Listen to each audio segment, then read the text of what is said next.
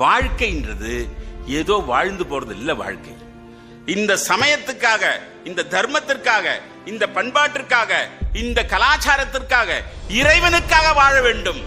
அதுதான் வாழ்க்கை. சனாதன தர்ம விழிப்புணர்வு விஜய யாத்திரை எதுக்காக அப்படின்னு சொன்னா, இந்த உணர்வை ஒவ்வொருடமும் கொண்டு செல்ல வேண்டும். 63 நாயன்மார்களோ, 12 ஆழ்வார்களோ, 18 சித்தர்களோ எங்கேயும் காட்டுக்குள்ள போய் ஒத்த கால நின்று தவம் பண்ணல. உங்களை மாதிரி என்ன மாதிரி குடும்பத்தில் வாழ்ந்தாங்க. நம்ம என்னென்ன வேலை செய்யறோமோ அத்தனை வேலையும் செஞ்சாங்க. ஆனா ஒரே ஒரு விரதத்தை எடுத்து, ஒரு இறைவனை வழிபடக்கூடிய ஒரு விஷயத்தை எடுத்து, அந்த விஷயத்தை வாழ்நாள் முழுவதும் பின்பற்றியதால இன்னைக்கும் பேசக்கூடிய 63 நாயன்மார்களும் 12 ஆழ்வார்களாகவும் 18 சித்தர்களாகவும் அவங்க திகழறாங்க. இந்த ஒரு மறுமலர்ச்சி ஏற்படுத்துறதுக்காகத்தான் அறம்பளத்த நாயகி சேவை மையம் இந்த சனாதன தர்ம விழிப்புணர்வு யாத்திரை.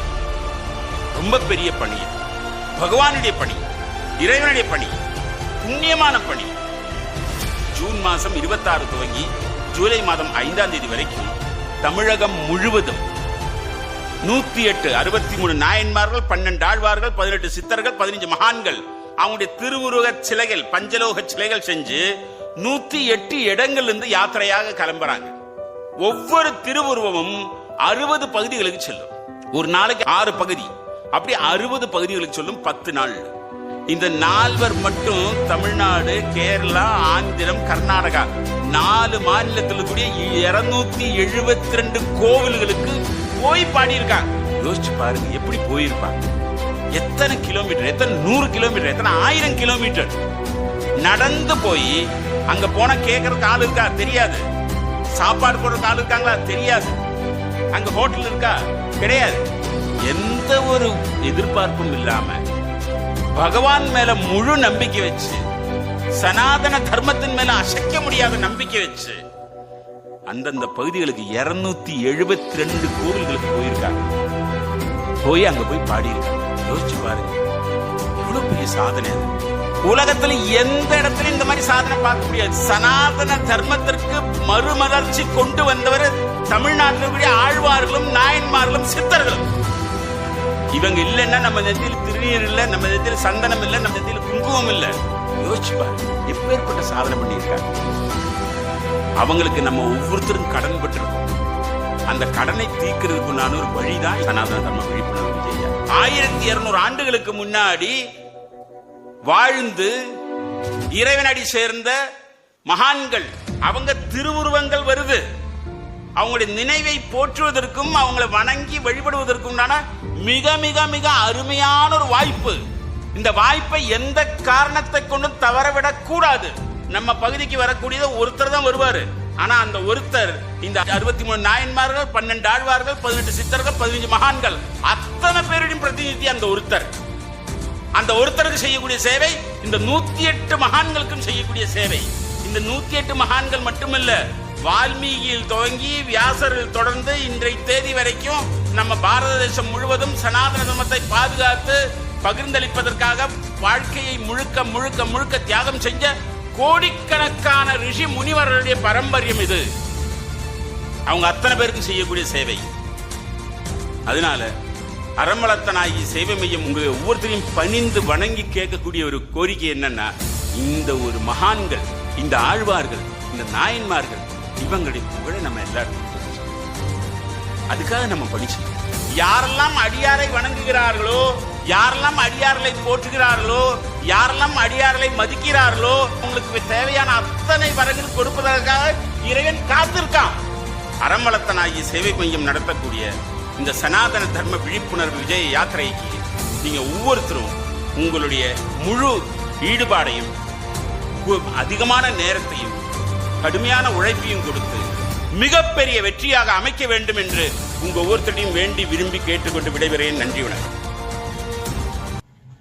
எல்லாம் செயல்கூடும் என் ஆணை அம்பலத்தே எல்லாம் வல்லாந்தனையே ஏத்தே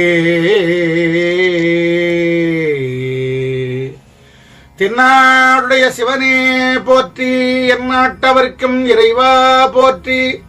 அருள் பெரும் ஜோதி, அருள் பெரும் ஜோதி, தனி பெரும் கருணை, அருள் பெரும் ஜோதி.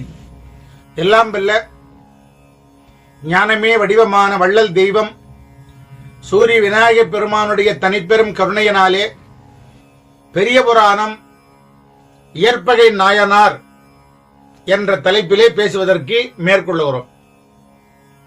இது கொஞ்சம் வித்தியாசமான நாயன்மார். இவர் இயற்கைக்கு பகையா நடந்து கொண்டதனால இயற்பகை நாயனார்னு பேரா அவருக்கு. வந்த பேர் தான், சொந்த பேரா இருக்க வாய்ப்பில்லை.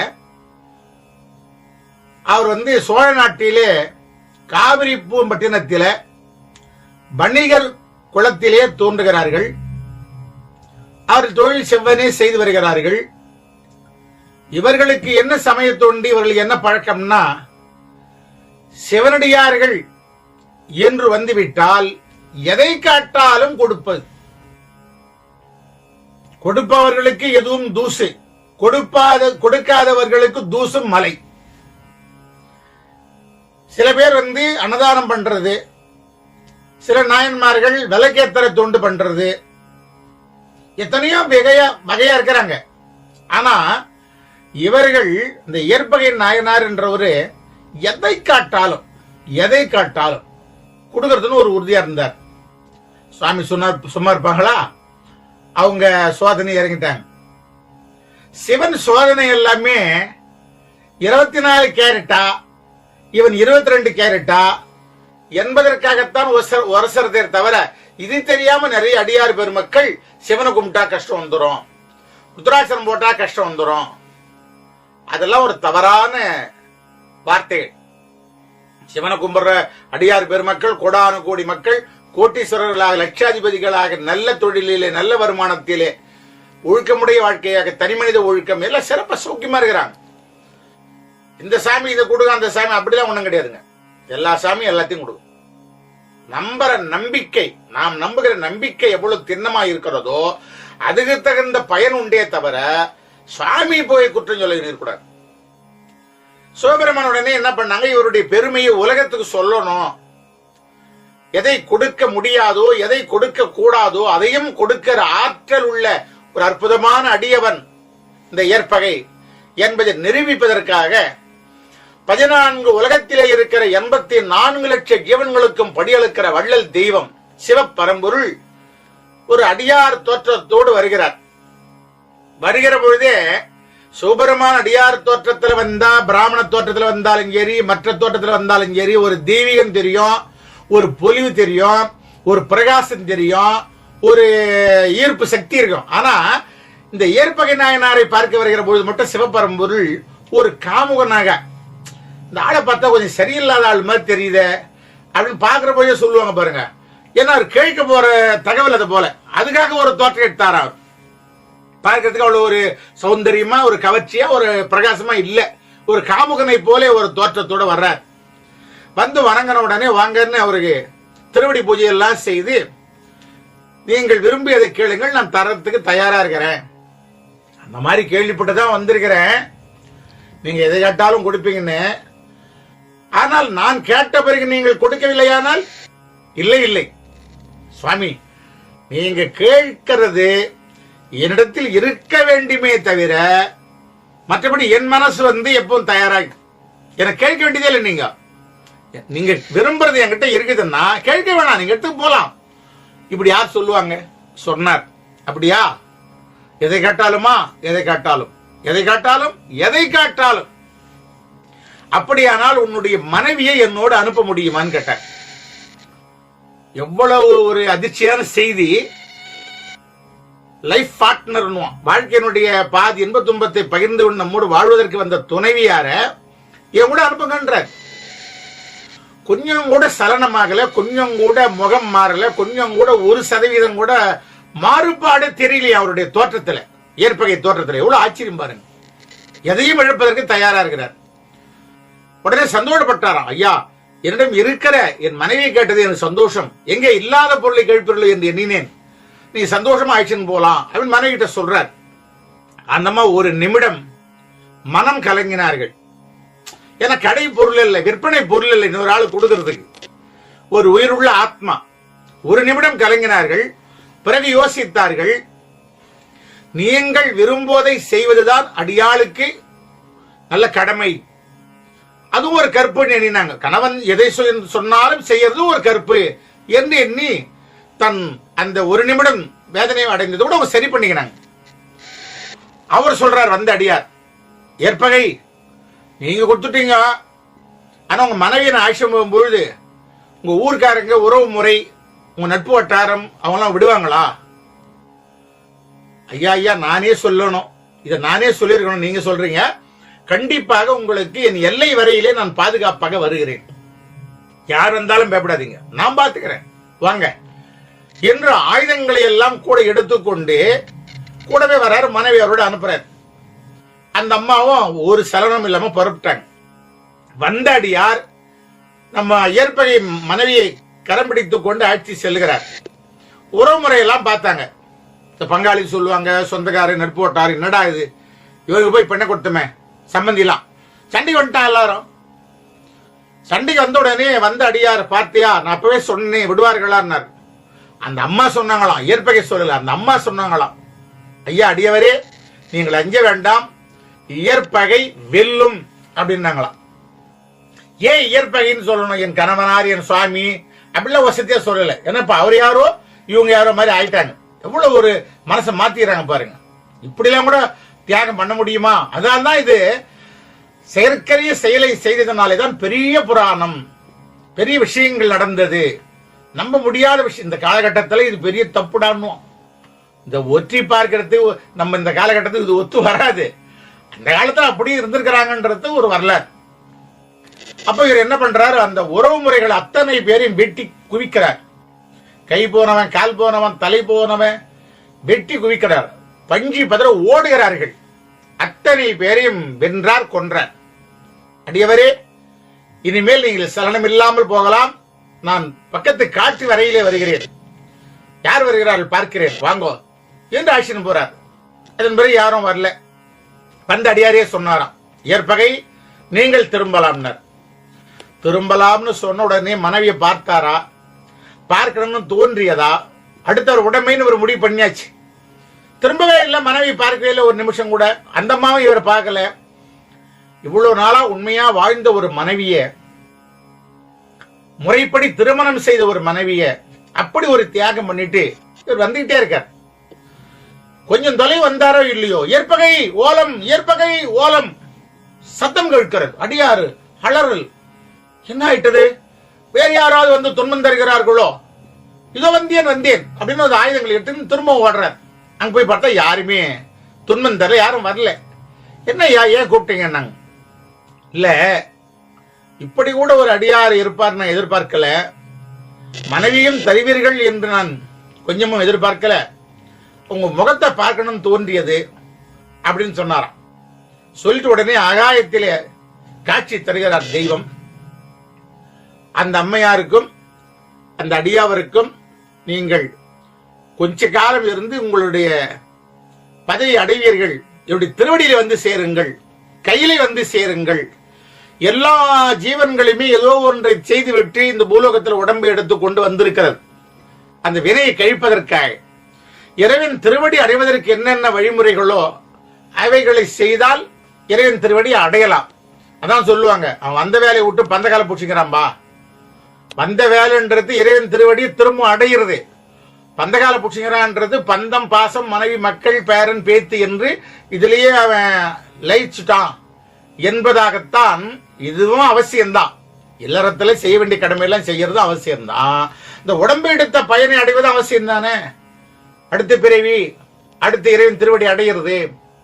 அதை அப்படி இறைவன் திருவடி அவர்கள் அடைகிறார்கள். இயற்கைக்கு பகையாக மாறாக நடந்து கொண்ட காரணத்தினாலே இது இந்த காலத்தில் ஒத்துவராத ஒரு தகவல் என்று சொன்னாலும் அப்படி ஒரு தியாகிகளாக சிவன் பேரிலே வாழ்ந்தார்கள் என்பதை விளக்குகிற ஒரு புராணம் இயற்பகை நாயனார் வரலாறு. இந்த அளவில் இந்த நிகழ்வை நாம் நிறைவு செய்கிறோம். நன்றி, வணக்கம், சிவாயனம். சேக்கிழார் எழுதிய பெரிய புராணம் சைவ நாயன்மார்கள் 63 பேருடைய வரலாற சொல்லுது. அந்த 63 நாயன்மார்கள்ல 3 பேர் பெண்கள், இசைஞானியார், மங்கையர்க்கரசியார் மற்றும் காரைக்கால் அம்மையார். அதுல காரைக்கால் அம்மையாருடைய வரலாறு தான் இன்னைக்கு நம்ம கதை வடிவத்துல பார்க்க போறோம். வணக்கம் and welcome to apple box. உங்க கூட பேசிட்டு இருக்கிறது சபரி. நீங்க இப்போ இங்க பாக்குற இந்த 2 படங்கள்ல இடது பக்கம் இருக்கிறது கம்போடியால இருக்கிற ஒரு சிற்பம், வலது பக்கம் இருக்கிறது இந்தியால இருக்கிற ஒரு சிற்பம் தான். அந்த சிற்பத்துல பேய் வடிவத்துல ஒரு பெண் குறிக்கப்பட்டிருக்கிறாங்க. இந்த 2 சிற்பங்கள்ல இருக்கிறதுமே காரைக்கால் அம்மையார் தான். சோழ மண்டலத்துல இருந்த காரைக்கால்ல பிறந்த அந்த அம்மையாருடைய புகழ் கம்போடியா வரை பரவ காரணம் என்ன அப்படிங்கறதையும், அழகிய பெண் வடிவத்துல இருந்த அம்மையார் எதற்காக பேய் வடிவம் எடுத்தாங்க அப்படிங்கறதையும் இன்னைக்கு நம்ம இந்த காணொளியில பாத்திரலாம். இப்ப நம்ம கேட்க போறது காரைக்கால் அம்மையாருடைய வரலாறு கதை வடிவில்.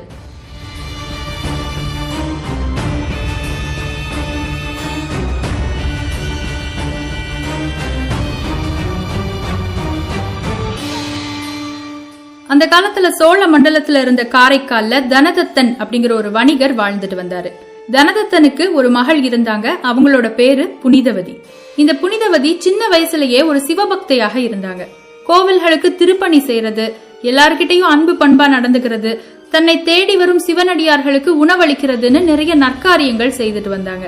இப்படிப்பட்ட இந்த புனிதவதிக்கு திருமண வயது வந்ததும் தனதத்தன் தன்னுடைய மகளுக்கான ஒரு மணமகனை தேட ஆரம்பிச்சாரு. நிறைய இடங்கள்ல தேடிய பின்னாடி நாகப்பட்டினத்துல இருக்கிற பரமதத்தன் அப்படிங்கிற ஒருத்தரை தன்னுடைய மகளுக்கு திருமணம் செய்து வச்சாரு. புனிதவதி ஒரே மகள் அப்படிங்கிற காரணத்தினாலையும் அவங்கள ரொம்ப நாள் அவரால் பிரிஞ்சிருக்க முடியாது அப்படிங்கறதுனாலையும் தன்னுடைய மகளையும் மருமகனையும் காரைக்கால்லையே குடி வச்சாரு. இப்போ புனிதவதியும் பரமதத்தனும் தங்களுடைய இல்லற வாழ்க்கைய காரைக்கால்ல வச்சு ஆரம்பிக்கிறாங்க. பரமதத்தன் காரைக்கால்லையே வணிகம் செய்யவும் ஆரம்பிக்கிறாரு. இப்படி இருக்கும்போது ஒரு நாள் பரமதத்தன் அங்காடியில இருக்கும்போது அவரை பாக்குறதுக்காக அவருடைய நண்பர் ஒருத்தர் வர்றாரு. அந்த நண்பர் 2 மாங்கனிகளை பரமதத்தன் கிட்ட கொடுத்து, இந்த 2 மாங்கனிகளும் ரொம்ப சிறப்பான மாங்கனிகள், சுவை ரொம்ப நல்லா இருக்கும், நிச்சயமா நீ இதை சாப்பிட்டு பார்க்கணும்னு சொல்லி அதை பரமதத்தன் கிட்ட கொடுக்கிறாரு. பரமதத்தன் அந்த மாங்கனிகளை தன்னுடைய கடையில வேலை பார்க்கிற ஒரு பையன் கிட்ட கொடுத்து, என்னுடைய மனைவி புனிதவதி கிட்ட கொண்டு போய் கொடுத்துரு, மத்தியானம் நான் இன்னைக்கு சாப்பிட வரும்போது இந்த மாங்கனிகளை சாப்பிடுவேன்னு சொல்லு அப்படின்னு சொல்லிடுறாரு. அந்த பையனும் அந்த 2 மாம்பழங்களையும் எடுத்துட்டு போய் புனிதவதியார்கிட்ட கொடுத்துறான். புனிதவதி மத்தியான சாப்பாட்டுக்காக சமைக்க ஆரம்பிக்கிறாங்க. இப்படி இருக்கிற சமயத்துலதான் அந்த ஊருக்கு ஒரு சிவனடியார் வருகை தர்றாரு. அந்த காலத்துல இந்த சிவனடியார்கள் ஒரு ஊருக்கு போனாங்கன்னா அந்த ஊர்லயே இருக்கக்கூடிய ஒரு சிவபக்தர் வீட்டுலதான் சாப்பிடுவாங்க. பணக்காரனா ஏழையா இந்த மாதிரி எந்த பாகுபாடும் கிடையாது. யார் ஒருத்தருடைய வீட்டுக்கு போனா முகம் சுளிக்காம சாப்பாடு போடுவாங்களோ அவங்க வீட்டுக்கு தான் போவாங்க. அந்த மாதிரி அந்த சிவனடியார் விசாரிச்சு பார்க்கும்போது அந்த ஊர்ல இருக்கிறவங்க நிறைய பேர் புனிதவதியுடைய பெயரை சொன்னதுனால புனிதவதியுடைய வீட்டுக்கே அவர் வரவும் செய்யறாரு. சிவபக்தையான புனிதவதிக்கு அவரை பார்த்ததும் மிகுந்த மகிழ்ச்சி ஆயிருது. வாங்க உட்காருங்க, சாப்பிடுங்க அப்படின்னு சொல்றாங்க. அவரை உட்கார வச்சு சாப்பாடும் பரிமாறுறாங்க. நம்மளை பொறுத்த வரைக்கும் விருந்தோம்பல்னா என்ன? நம்ம வீட்டுக்கு சாப்பிட வர்றவங்களுக்கு நம்ம கிட்ட இருக்கிறதுலயே சிறந்த ஒரு பதார்த்தத்தை கொடுக்கறது தான் இல்லையா? புனிதவதியை பொறுத்த வரைக்கும் தன்னுடைய கணவன் கொடுத்து விட்ட அந்த மாங்கனிகள் 2ம் தன்னோட வீட்டுல இருக்கிறதுலயே சிறந்த ஒரு பதார்த்தமாக தோணுச்சு. அதனால அந்த 2 மாம்பழங்கள்ல 1 வெட்டி சிவனடியாருக்கு அதை பரிமாறுறாங்க. வந்தவரும் இப்ப சாப்பிட்டாச்சு, புனிதவதிய வாழ்த்தி அந்த இடத்துல இருந்து கிளம்பியாச்சு. இப்போ அவர் கிளம்புனதுல இருந்து கொஞ்ச நேரத்துல பரமதத்தன் தன்னுடைய வீட்டுக்கு மதிய உணவு சாப்பிடுறதுக்காக திரும்பி வர்றாரு. புனிதவதி அவரையும் உட்கார சொல்லி சாப்பாடு பரிமாறுறாங்க. அவரை சாப்பிட்டுட்டு இருக்கும் போது அவர் ஏற்கனவே கொடுத்து விட்ட 2 மாம்பழங்கள்ல 1 மீதி இருக்கு இல்லையா, அதை வெட்டி அவருக்கு பரிமாறுறாங்க. அதை சாப்பிட்ட உடனே பரவாயில்லையே, நம்ம நண்பன் சொன்ன மாதிரியே இந்த மாம்பழம் ரொம்ப நல்லா இருக்கே அப்படின்னு நினைச்சிட்டு புனிதவதியை பார்த்து இன்னொரு மாம்பழத்தையும் எனக்கு வெட்டி கொண்டு வா அப்படின்னு கேக்குறாரு. அந்த இடத்துல புனிதவதிக்கு என்ன செய்யறதுனே புரியல. நம்முடைய கணவர் தனக்கு வேணும்னு சொல்லி கொடுத்து விட்ட அந்த மாம்பழத்தை அவர்கிட்ட கேட்காம அவருடைய அனுமதி வாங்காமலே நம்ம சிவனடியாருக்கு கொடுத்துட்டோம். இப்போ அதை பரமதத்தன் கிட்ட சொன்னா அவர் ஒன்னும் தப்பா நினைச்சுக்க போறது கிடையாது. ஆனா அதே நேரத்துல தன்னுடைய பக்தியினால தான் செய்யற ஒரு காரியத்துக்கு கணவரை நிர்பந்திக்க கூடாது அப்படின்னு நினைக்கிற காரைக்கால் அம்மையார் இறைவன் கிட்ட வேண்டாங்க. இத்தனை நாள் எந்த ஒரு எதிர்பார்ப்பும் இல்லாமல் நான் உன் மீது கொண்ட பக்தி உண்மையானால் என்னுடைய கணவர் கிட்ட போய் நான் எந்த ஒரு காரணமும் சொல்லாதபடிக்கு எனக்கு ஒரு மாம்பழத்தை கொடுத்தருளும் அப்படின்னு புனிதவதியார் வேண்ட அடுத்த கணமே இறைவன் அவங்களுக்கு ஒரு மாம்பழத்தை கொடுக்கிறாரு. இவங்களும் அதை எடுத்து வெட்டி கொண்டு போய் பரமதத்தனுக்கு பரிமாறுறாங்க. அதை சாப்பிட்டு பாக்குற பரமதத்தனுடைய முகத்துல ஒரு அதிர்ச்சி. இந்த மாம்பழம் போன மாம்பழம் மாதிரி இல்லையே, அதை விட 2-3 மடங்குக்கு அதிகமான சுவையோட இது இருக்கே. 2ம் ஒரே மரத்துல காய்ச்சதுன்னா ஓரளவுக்கு சமமான ஒரு சுவையோட தானே இருக்கணும். அது எப்படி இத்தனை மடங்கு அதிகமான சுவை இதுக்கு மட்டும் கிடைச்சது? என்ன நடந்தது அப்படின்னு கேக்குறாரு. அந்த இடத்துல புனிதவதி நிச்சயமாக போய் சொல்ல மாட்டாங்க இல்லையா? அதனால நடந்த எல்லாத்தையும் சொல்றாங்க. இது உங்க நண்பர் கொடுத்த மாம்பழம் கிடையாது, இறைவன் கொடுத்த மாம்பழம் அப்படின்னு புனிதவதியார் சொல்லவும் பரமதத்தனுடைய முகத்துல 1000 கேள்விக்குறிகள். அதெப்படி? நம்மெல்லாம் சாதாரண மக்கள் தானே, நம்ம வேண்டுனா யாரு மூலமாவது இறைவன் கொடுக்கறது வேற, நேர்ல இறைவனே வந்து உனக்கு இப்படி ஒரு பழத்தை கொடுத்தாருன்னு சொல்றியே, எப்படி நம்ப முடியும்? அந்த அளவுக்கு உனக்கு பக்தி அதிகமா? அப்படின்னா ஒண்ணு பண்ணு, மறுபடியும் உன்னுடைய இறைவன் கிட்ட நீ வேண்டு, மறுபடியும் இதே மாதிரி ஒரு மாம்பழம் கிடைக்குதான்னு பாப்போம் அப்படின்னு பரமதத்தன் சொல்ல புனிதவதியும் கொஞ்சம் கூட யோசிக்காம இறைவன் கிட்ட மறுபடியும் வேண்டுறாங்க. இறைவனும் அவங்க கைக்கு அடுத்த கணமே ஒரு மாம்பழத்தை கொடுக்கிறாரு. இத பார்த்த பரமதத்தன் வாயடைச்சு போயிடுறாரு. எந்த ஒரு பதிலும் சொல்லாம நேரா தன்னுடைய கடைக்கு கிளம்பி போயிடுறாரு. அங்க போய் உட்கார்ந்துட்டு அவருக்கு ஒரே யோசனை, எந்த அளவுக்கு சிவபக்தியோடு எந்த அளவுக்கு தெய்வத்தன்மையோடு புனிதவதியார் இருந்தா அவங்க கேட்டதுமே இறைவன் ஒரு தடவைக்கு 2 தடவையாக இப்படி மாங்கனிகளை கொண்டு வந்து கொடுப்பாரு. அப்படின்னா இப்படிப்பட்ட ஒரு பெண்ணோடையா நம்ம இத்தனை நாள் குடும்பம் நடத்திட்டு இருந்தோம், இவளோடு மறுபடியும் சேர்ந்து வாழ்க்கை நடத்துற தகுதி நமக்கு இருக்கா அப்படின்னு தன்னைத்தானே கேள்வி கேட்டுக்கிட்டு அந்த இடத்துல இருந்து கிளம்பி போயிடலாம் அப்படின்னு முடிவு செய்யறாரு. நேரா தன்னுடைய வீட்டுக்கு போய் மாமனாரான தனதத்தனை வரவழைச்சு, நான் கடல் வணிகம் செய்யறதுக்காக ஆசைப்படுறேன் அப்படின்னு சொல்லிட்டு அந்த இடத்துல இருந்து கடல் வணிகம் செய்யற ஒரு குழுவோட கிளம்பி போயிடுறாரு. தன்னுடைய கணவன் கடல் வணிகத்துக்காக தான் போயிருக்கிறாரு, கூடிய சீக்கிரம் திரும்பி வந்துருவாருன்னு நினைச்சு புனிதவதியும் அவருக்காக காத்துக்கிட்டே இருக்காங்க. ஆனா நமக்கும் தெரியும் பரமதத்தன் திரும்பி வரப்போறது கிடையாது அப்படின்னு. இப்படி போன பரமதத்தன் அடுத்ததா எங்க போனாரு, மறுபடி புனிதவதியும் பரமதத்தனும் சந்திச்சாங்களா அப்படின்னு நம்ம தெரிஞ்சுக்கணும்னா இந்த கதையை தொடர்ந்து கேட்கணும். உங்களுக்கு போர் அடிச்சா ஒரு சின்ன பிரேக் வேணா எடுத்துக்கோங்க. இப்ப நம்ம இந்த கதையை தொடர்ந்து கேட்கலாம். இப்போ கடல் வணிகத்துக்காக போன பரமதத்தன் ரொம்ப நாளா திரும்பி வரவே இல்லை. மாதங்களாச்சு, வருஷங்களாச்சு. புனிதவதியுடைய முகம் கவலையால நிரம்பி போச்சு. என்ன பண்றதுன்னே தெரியாம கவலையோடு புனிதவதி இருந்த நேரத்துல பாண்டிய நாட்டுக்கு சென்று திரும்பி வந்த அவங்களுடைய உறவினர் ஒருத்தர் அவங்க கிட்ட பதட்டத்தோட ஓடி வர்றாரு. புனிதவதி, புனிதவதி, உன்னுடைய கணவரை நான் பார்த்தேன், பாண்டிய நாட்டுல தான் அவர் இருக்கிறாரு, எங்க கூட நீ வா, நாங்க உன்னை அவரோட சேர்த்து வைக்கிறோம் அப்படின்னு சொல்றாங்க. புனிதவதியாரும் சரின்னு சொல்லிட்டு அவங்க எல்லாரோடையும் சேர்ந்து கிளம்பி பாண்டிய நாட்டுக்கு போய் சேர்றாங்க. அங்க போனதும் பரமதத்தன் இருக்கிற ஒரு தெருவுக்கு பக்கத்து தெருவுலயே ஒரு மண்டபத்தை கண்டுபிடிச்சு புனிதவதியார உட்கார வைக்கிறாங்க. அங்க உட்கார்ந்துட்டு பரமதத்தனுக்கு செய்தி சொல்லி அனுப்புறாங்க. உன்னுடைய மனைவியான புனிதவதி இங்க வந்திருக்கிறா, அவளை பாக்குறதுக்காக நீ உடனே இங்க வா அப்படின்னு. இந்த செய்தியை கேட்டதும் பதறி அடிச்சுட்டு அந்த இடத்துக்கு ஓடி வர்றாரு பரமதத்தன். அப்ப பார்த்தாதான் தெரியுது பரமதத்தனுக்கு 2வது திருமணமும் ஆகி ஒரு பெண் குழந்தையும் இருக்கு. புனிதவதிக்கு என்ன சொல்றதுன்னே தெரியல. வேக வேகமா ஓடி வந்த பரமதத்தன் தன்னுடைய குடும்பத்தோட அப்படியே புனிதவதியுடைய காலில் விழுந்துடுறாரு. சுத்தி இருந்தவங்க எல்லாரையும் பார்த்து, நீங்க எல்லாரும் நினைக்கிற மாதிரி புனிதவதி சாதாரண ஒரு பெண்ணே கிடையாது, அவ ஒரு பெரிய சிவபக்தை, தெய்வத்தன்மை வாய்ந்த பெண், நான் மட்டும் இல்ல நம்ம எல்லாருமே சேர்ந்து வணங்க வேண்டிய ஒரு பெண்ணோடு என்னால குடும்பம் நடத்த முடியாதுங்கிறதுனாலதான் நான் இப்படி ஓடி வந்துட்டேன், மத்தபடி வேணும்னே நான் தவறு செய்யல அப்படின்னு எல்லார்கிட்டையும் சொல்றாரு. புனிதவதி கிட்டையும் தன்னுடைய இன்னொரு குடும்பத்தை அறிமுகம் செய்து வைக்கிறாரு. புனிதவதி அந்த குழந்தை கிட்ட அதோட பேரை கேக்குறாங்க. அந்த குழந்தை சொல்லுது, என்னோட பேரும் புனிதவதி அப்படின்னு. புனிதவதிக்கு என்ன சொல்றதுன்னு தெரியல. என திருமணம் செய்த கணவரை என்னோடு வாழ முடியாதுன்னு சொல்லிட்டு காலில் வந்து விழுறாரு, அந்த அளவுக்கா எனக்கு தெய்வத்தன்மை இருக்கு அப்படின்னு தன்னைத்தானே கேள்வி கேட்டுக்கிட்டு கணவரே காலில் விழுந்து வணங்கின பின்னாடி, எனக்கு இந்த அழகிய பெண் உருவம் வேண்டாம், இறைவா எனக்கு ஒரு பேய் உருவத்தை கொடு, என்னை ஒரு பூதகணமாக மாற்று அப்படின்னு சொல்லி வேண்டுறாங்க. புனிதவதியாருடைய வேண்டுதல் என்னைக்காவது பலிக்காம போயிருக்கா? வேண்டுன அடுத்த நிமிஷமே அவங்க ஒரு பூதகணமாகவும் மாறுறாங்க. இப்படி அழகிய பெண் வடிவத்திலிருந்து பேய் வடிவத்துக்கு மாறின புனிதவதியார் நடந்தே கைலாயத்துக்கு சென்றதாகவும், கைலாய மலைக்கு போன பின்னாடி இறைவன் வாழும் புனிதமான இந்த மலையில என்னுடைய கால்கள் படக்கூடாதுன்னு சொல்லி தலைகீழாக தன்னுடைய கையாலேயே அந்த கைலாய மலை முழுவதும் நடந்து சென்றதாகவும், இறைவனை பார்த்து புனிதவதியார் அப்பனேன்னு அழைக்க இறைவன் அவங்கள பார்த்து அம்மையேன்னு அழைத்ததாகவும், அதுக்கு பின்னாடி இவங்க இறைவனை பார்த்து பாடல்கள் பாட இறைவன் இவங்கள திருவாலங்காட்டுக்கு அனுப்பி வைத்ததாகவும் காரைக்கால் அம்மையாருடைய வரலாறு நிறைவு பெறுது. இப்படி சோழ மண்டலத்தில் இருக்கிற காரைக்காலில் அழகிய பெண்ணாக பிறந்து பின் பேய் வடிவம் எடுத்து கைலாயம் வரை சென்ற ஒரு சிவபக்தை தான் பெண் நாயன்மார்களுள் மூத்தவரான காரைக்கால் அம்மையார். தமிழுக்கு அந்தாதிங்கிற இலக்கண முறையை அறிமுகப்படுத்தியதும் இந்த காரைக்கால் அம்மையார் தான். காரைக்கால் சிவன் கோவில், திருவாலங்காடு இந்த மாதிரியான இடங்கள்ல தனக்கு கோவில் அமைய பெற்றவரும் காரைக்கால் அம்மையார் தான். பிறவாமை வேண்டும் மீண்டும் பிறப்புண்டேல் இறைவா உனையென்றும் மறவாமை வேண்டும் இன்னும் வேண்டும் நான் பாடி அறவா நீ ஆடும்போது உன் அடியின் கீழ் இருக்க. இந்த பாடலோடு இந்த கதையை நான் நிறைவு செய்றேன். இந்த கதை உங்களுக்கு பிடிச்சிருக்கும்னு நினைக்கிறேன். இன்னொரு நாள் இன்னொரு கதையோடு மறுபடியும் சந்திக்கலாம். அதுவரை உங்களிடமிருந்து விடைபெறுவது சபரி. நன்றி, வணக்கம்.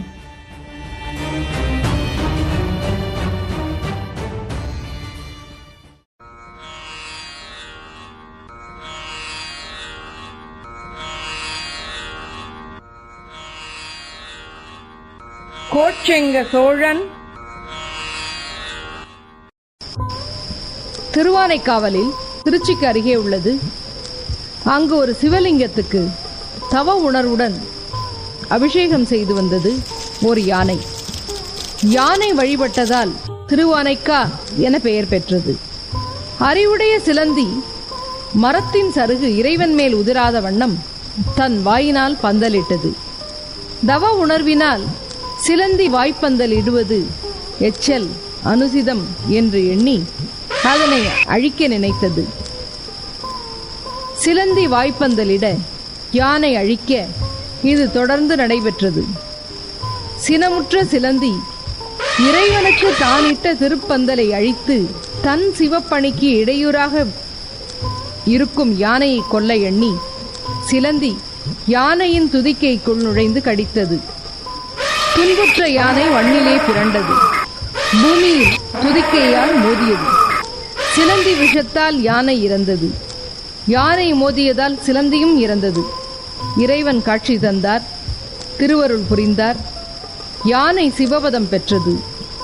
இறைவனுக்கு சிவப்பந்தல் செய்ய ஆசைப்பட்ட சிலந்திதான் சோழர் குலத்தில் பிறந்து பிற்காலத்திலே மாடக்கோயில்கள் கட்டியது. முதலில் யானையை கொல்ல நினைத்ததால் சிலந்திக்கு பிறப்பு வந்தது. வாய்ப்பந்தலிட்ட மன்னனாக பிறந்து ஆலயம் கட்டும் பேறு கிட்டியது. வாய்ப்பந்தற்கே அரச பதவி என்றால் கோயில் திருப்பணியை பற்றி நாம் சொல்ல வேண்டாம். சோழ மன்னன் சுபதேவன் கமலவதிக்கு நீண்ட காலமாக குழந்தை பேரில்லை. அதற்காக சிதம்பரத்திலே நடராஜ பெருமானை வேண்டி தவம் செய்தார்கள். சிலந்தியை ஒரு நல்ல நாளிலே கமலவதி வயிற்றில் கருவாக ஆக்கினார் இறைவன். பிரசவ வேளை வந்தது.